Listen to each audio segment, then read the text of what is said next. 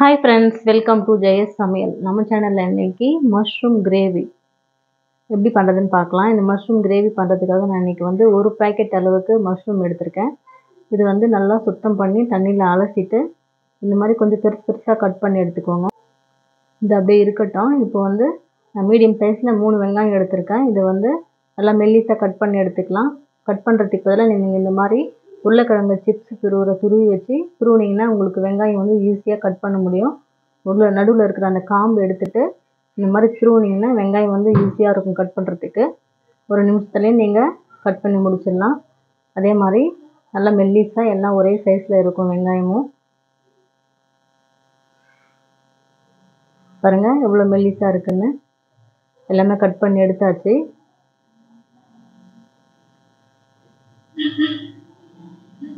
இந்த மாதிரி கட் பண்ணும்போது வெங்காயம் கட் பண்ணுறதுக்கு ரொம்ப ஈஸியாக இருக்கும். எவ்வளோ வெங்காயம் வேணும்னாலும் கொஞ்சம் நேரத்துலேயே கட் பண்ணி முடிச்சிடலாம். இது அப்படியே இருக்கட்டும். இப்போது அடுப்பில் ஒரு கடாய் வச்சுட்டு 5 டேபிள் ஸ்பூன் அளவுக்கு எண்ணெய் சேர்த்துக்கோங்க. எண்ணெய் நல்லா காஞ்சதுக்கப்புறம் இதில் நம்ம கட் பண்ணி வச்சுருந்த வெங்காயம் சேர்த்துட்டு இது நல்லா ஒரு கோல்டன் ப்ரௌன் கலரில் வர வரைக்கும் ஃப்ரை பண்ணி எடுத்துக்கலாம். அடுப்பு சிம்லேயே வச்சு நல்லா ஃப்ரை பண்ணிக்கோங்க.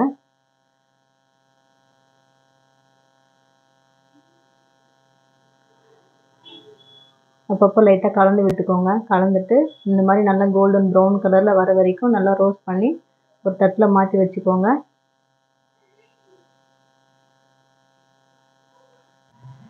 இந்த எண்ணெய் வந்து அப்படியே இருக்கட்டும். இந்த எண்ணெய் திரும்பவும் நமக்கு யூஸ் ஆகும்.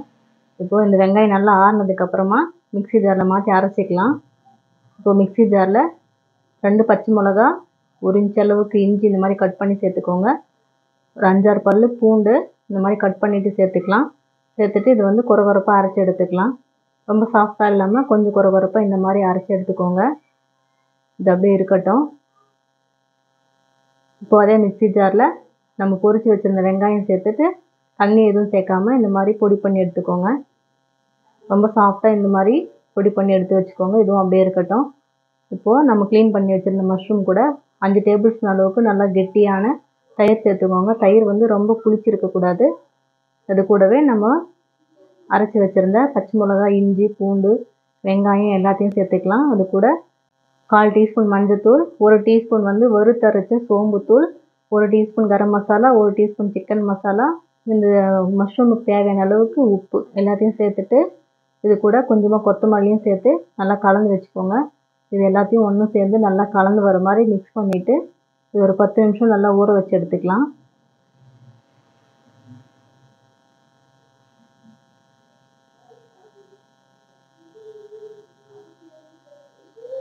எல்லாத்தையும் நல்லா மிக்ஸ் பண்ணிக்கோங்க.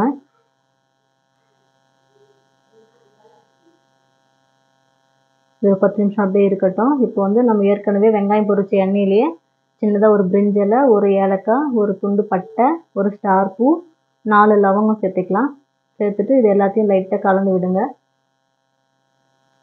கலந்துட்டு இது கூட 1 டீஸ்பூன் நம்ம நார்மலாக சமையலுக்கு யூஸ் பண்ணுற மிளகாத்தூள், 1 டீஸ்பூன் வந்து காஷ்மீரி மிளகாத்தூள். காஷ்மீரி மிளகாத்தூள் வந்து காரம் இருக்காது, கலருக்காக மட்டும்தான். சேர்த்துட்டு சும்மா ஒரு முறை கலந்து விட்டுக்கோங்க. மிளகாத்தூள் வந்து கலர் சேஞ்ச் ஆகக்கூடாது. சேஞ்ச் ஆகிறதுக்கு முன்னாடியே நம்ம மிக்ஸ் பண்ணி வச்சுருந்த மஷ்ரூம் சேர்த்துக்கலாம். சேர்த்துட்டு இந்த எண்ணெயிலேயே இந்த மஷ்ரூம் வந்து ஒரு 5 நிமிஷம் நல்லா வதங்கட்டும். நம்ம சேர்த்துருக்கிற மசாலாவோட பச்சை வாசனை எல்லாம் போகிற வரைக்கும் சிம்லேயே வச்சுட்டு ஒரு 5 நிமிஷம் நல்லா வதக்கி விட்டுக்கோங்க.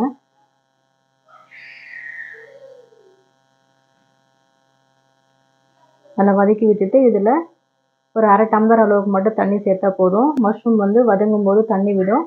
அதனால் மொத்தமாக ரொம்ப தண்ணி சேர்த்துட வேண்டாம். ஒரு 1/2 டம்ளர் மட்டும் தண்ணி சேர்த்துட்டு ஒரு முறை நல்லா கலந்துட்டு அப்படியே மூடி சிம்லேயே வச்சுருங்க. ஒரு 10 நிமிஷம் நல்லா கொதிக்கட்டும்.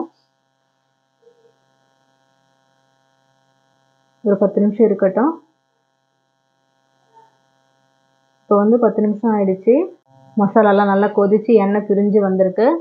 இந்த அளவுக்கு நல்லா கொதித்து எண்ணெய் பிரிஞ்சு வந்ததுக்கப்புறம் நல்லா ஒரு முறை கலந்துட்டு பாருங்கள் நல்லா திக்காக இருக்குது. இந்த அளவுக்கு இருக்கணும். இப்போ இது கூட ஒரு 1/4 டீஸ்பூன் மிளகுத்தூளும் அது கூட கொஞ்சமாக கஸ்தூரி மேத்தியும் சேர்த்துக்கலாம். அது கூடவே கொஞ்சமாக கொத்தமல்லி இலையும் சேர்த்துட்டு சர்வ் பண்ணிக்கோங்க. அவ்வளோதான், சூப்பராக தயாராகிடுச்சு நம்ம மஷ்ரூம் மசாலா கிரேவி. இது வந்து சப்பாத்தி, பூரி, பரோட்டா, நான், ரைஸு எல்லாத்தோடையும் சாப்பிட்லாம். ரொம்ப சூப்பராக இருக்கும். மிஸ் பண்ணாமல் ட்ரை பண்ணி பாருங்கள். இந்த வீடியோ உங்களுக்கு பிடிச்சிருந்துச்சுன்னா லைக் பண்ணுங்கள், ஷேர் பண்ணுங்கள், கமெண்ட் பண்ணுங்கள். மறக்காமல் சப்ஸ்கிரைப் பண்ணுங்கள்.